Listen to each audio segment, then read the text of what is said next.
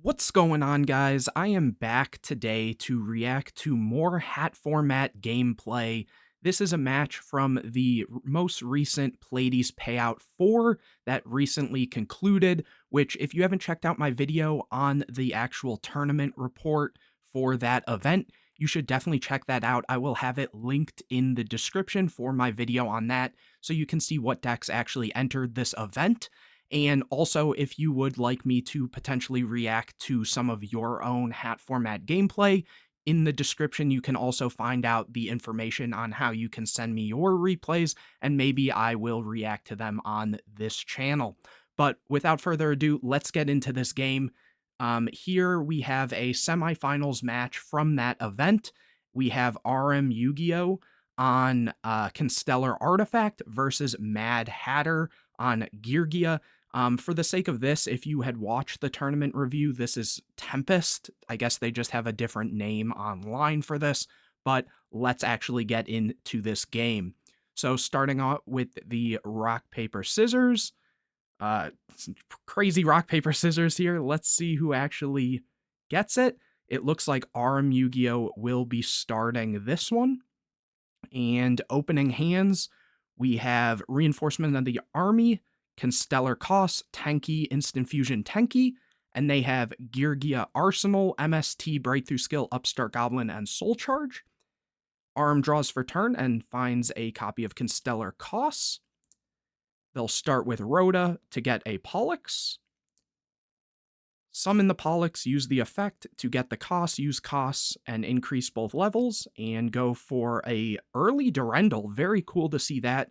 My guess is probably to activate a Tenki, so then they're forced to get a search for follow-up, and then also have this, the Durendal to pop the Tenki if need be.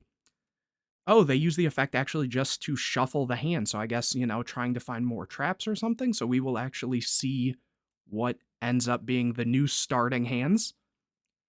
They draw, and so looking at this, they now have Instant Fusion Tenki Sanctum, so, got rewarded by shuffling back the hand.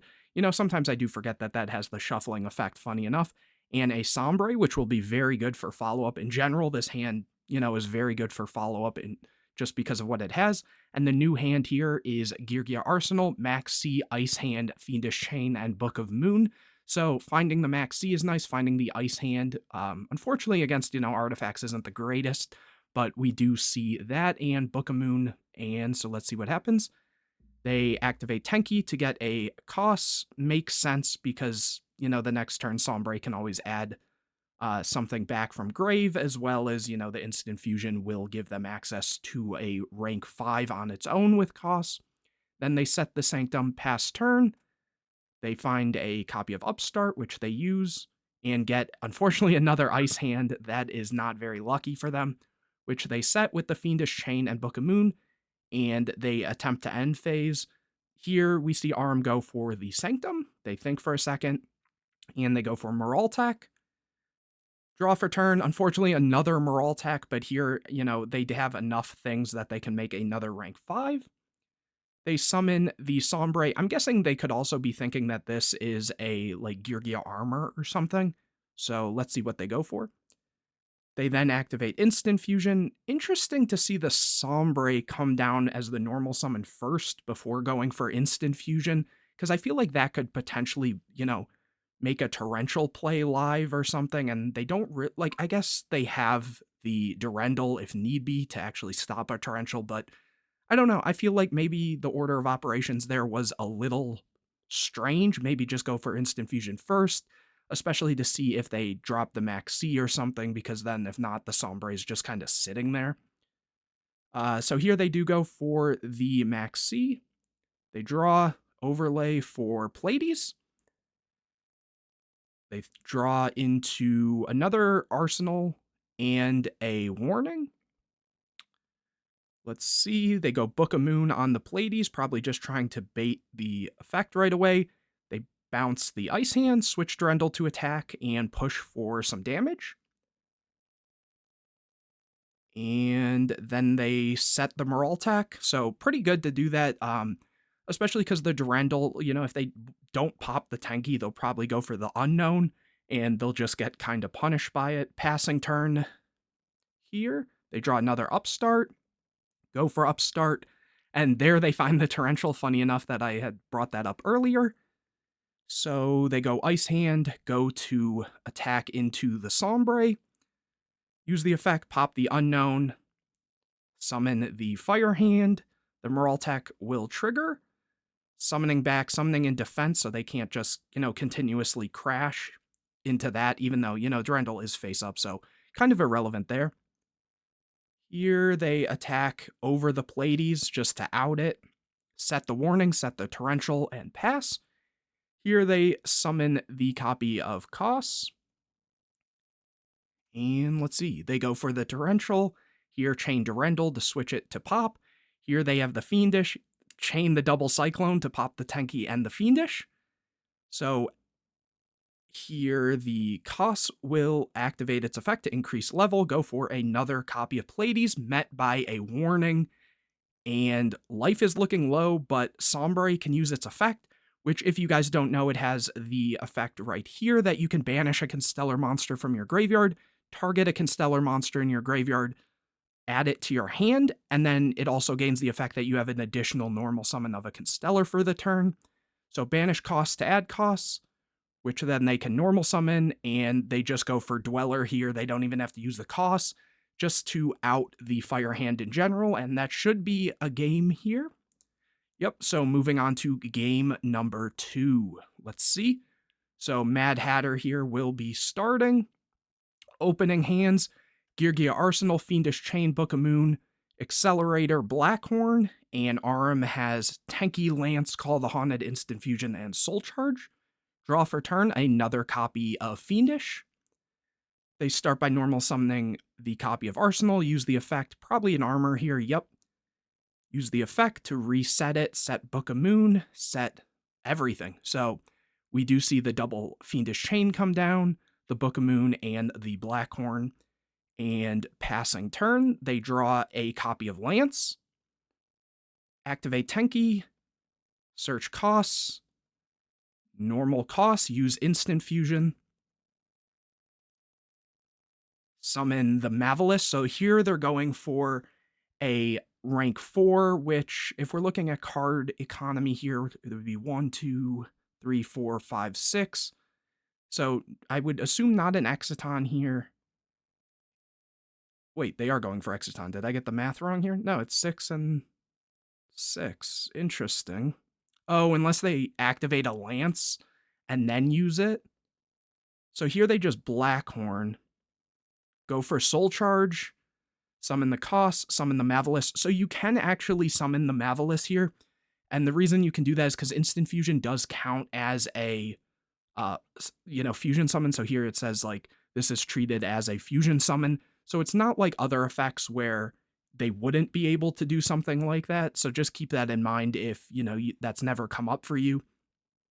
So here they go for the Soul Charge. They're thinking. Here they go Book of Moon on the Kos, which they can then chain the Lance. They go for the Exciton. And let me see here. Yeah, they were on 2 Exciton. In this list, Arm was siding one, so it would appear here that they did side into it, which makes sense because, a deck like Geargia does play a lot of cards like Fiendish Chains, Breakthroughs, and stuff like that. So having cards like this for the more grindy decks is very good. So here we are seeing that. They go for the Lance, just to guarantee, and here is the board wipe, basically. The armor dies, the Tenki leaves, and very simplified game state, and the Call the Haunted's here, so no great Call the Haunted targets. The cost is good if they see another, say, like Instant Fusion, because we know that they have, like, Ojama Knight in the extra deck, or just seeing another Constellar, they can make another 5, and Mad Hatter just has the Accelerator here, drawing for turn, another Accelerator, so they just set 1. Here they find the Sombre, so that is really good, because, yep, here they can go Kos, summon the Sombre, and I'd assume that, yep, they're going to go for the effect to make a Pleiades, which they can then just bounce the Accelerator. Push in for some damage, though, again, double Accelerator isn't bad at all. It means that they will be able to make a rank 4 if they really need to. Here they draw Geargia Gear. Sadly, a little late, it feels, but still a great card if they can survive. They go for Accelerator, go for the special of the other Accelerator. Here they're probably thinking, yep. Here they go for their own Exciton. Okay. So my guess is Pleiades can probably bounce something out. It'll be interesting if, yep, he goes for the Exciton.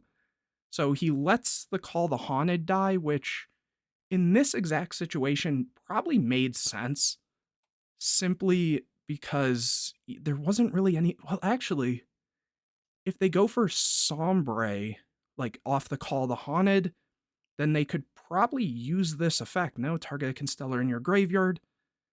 They could just banish the Pleiades and then add the cost to hand, normal it, and make another 5. So maybe in a weird way, Call the Haunted was the pick, but that would have to be. It would have to go back to their turn, set it, and then do it on the following turn and hope they survived. So interesting play there. I could see that going a couple different ways, honestly. They draw for turn, they find an Algiady, they just normal it to push in for damage because Mad Hatter here is getting kind of low. Here, during the end phase, they do have, yep, the Geargia Gear. And keep in mind, these are level 4s now because of Geargia Gear. They draw a Warning, which is unfortunate here, but they are going to go for a 4, which is the Geargigan X, which they're probably going to get, what, an MK2 here? Maybe? Yep, MK2. Use the effect, summon back the Arsenal. Use the effect of Arsenal, summon another MK2. Are they? Yep, Soul of Silver Mountain, which will kill the Algiady and be able to summon back a Geargia from grave because they're all Earths. So they'll go for Arsenal. Then push in with the Geargigant. Use the effect of Arsenal. It's not once per turn, so you can like keep tributing it like that. Go for the Armor to be able to set to have good follow-up.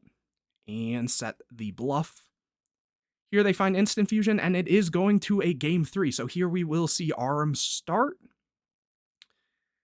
And opening hands, we have Aram has Double Cyclone, Lance, Ignition, Instant Fusion, and another Double Cyclone. Mad Hatter has Accelerator, MK2, MST, Soul Charge, and Geargia Gear. Aram draws a Tenki for turn, which was really important here, I can tell, simply because without it, they didn't really have anything. Like, Ignition Double Cyclone is nice, especially against a slower deck that, needs a little setup like Geargia, but other than that, this hand really wasn't doing a whole lot in itself. Like, I guess you would, by turn 3, be able to make a rank 5 given they set back row, but it wasn't really the safest, so that Tenki is extremely important here. Tenki, probably a cost, yep. Summon cost. Go for Instant Fusion. Goes for the Ojama Knight, so there's the level 5 they need. Cost effect. Go for Pleiades. Pleiades to bounce the Tenki for follow-up. Set 4, so they set, what, 2 double Cyclones, the Ignition, and the Tenki, right? Oh no, they kept Tenki Lance, my bad. Past turn, they draw Fire Hand, which usually would be good, but with Pleiades, they can just bounce it. Summon the Fire Hand, go to attack. My guess is, yep, there's the Pleiades. Here they set the MST, the Geargia Gear. They attempt to end phase. Here, Ignition will go, pop the MST, set Scythe.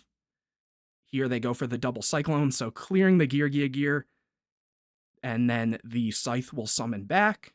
And here it just feels kind of like a wrap in a sense, even though it's still early on. But they draw another Ignition, and they do still have the other double Cyclone.